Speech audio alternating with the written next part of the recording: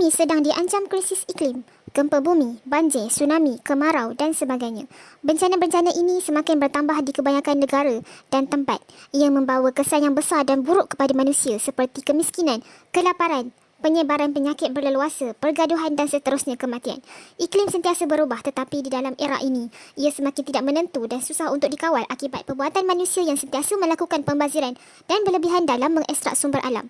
Sebagai contoh, corak hujan menjadi tidak menentu kerana suhu yang tinggi yang menyebabkan air tersejat dengan banyak dari daratan dan lautan dan ia dicurahkan di banyak tempat dengan kadar yang tinggi sehingga berlaku banjir kilat secara mengejut yang sukar dijangkakan.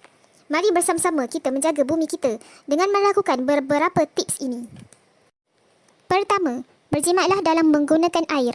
Banyak tenaga yang digunakan untuk menyalurkan air yang disalurkan ke rumah-rumah, tempat kerja, sekolah dan sebagainya. Tenaga ini menggunakan gas rumah hijau untuk mengepam, merawat dan memanaskan air. Jimatkan penggunaan air dengan tidak membiarkan air mengalir jika tidak digunakan. Sebagai contoh, tutup air semasa sedang memberus gigi, membasuh pinggan, gunakan pada masa yang diperlukan sahaja. Tandas dan sinki bocor boleh membawa kepada pembaziran air dan dinasihatkan untuk dibaiki dengan kadar yang segera. Tips kedua, jimat dalam menggunakan elektrik. Matikan barangan elektronik jika tidak digunakan. Sebagai contoh, aircon banyak mengeluarkan gas CFC yang dapat menipiskan lapisan ozon bumi kita yang seterusnya menyumbang kepada cuaca yang luar biasa panas. Guna semula dan kitar semula. Banyak tenaga yang digunakan untuk melupuskan sampah-sampah yang ada. Ia menyumbang kepada pelepasan gas rumah hijau yang banyak.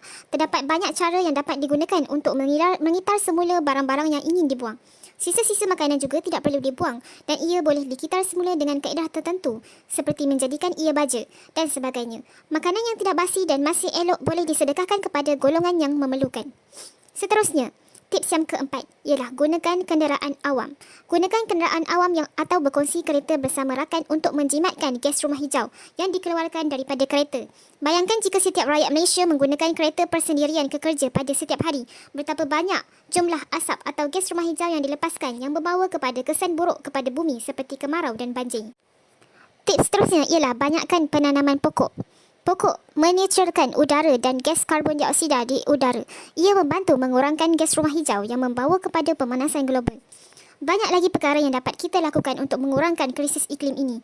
Ia mungkin nampak remeh dan menyusahkan tetapi sebenarnya ia memberi impak yang besar kepada bumi kita jika setiap manusia di bumi ini prihatin dan melakukan perkara-perkara ini. Kita sebagai manusia yang hidup di muka bumi ini pasti tidak mahu tempat kita hidup ini hancur. Jadi, marilah bersama-sama kita bekerjasama dalam menangani krisis iklim yang semakin memburuk ini demi kesejahteraan hidup kita.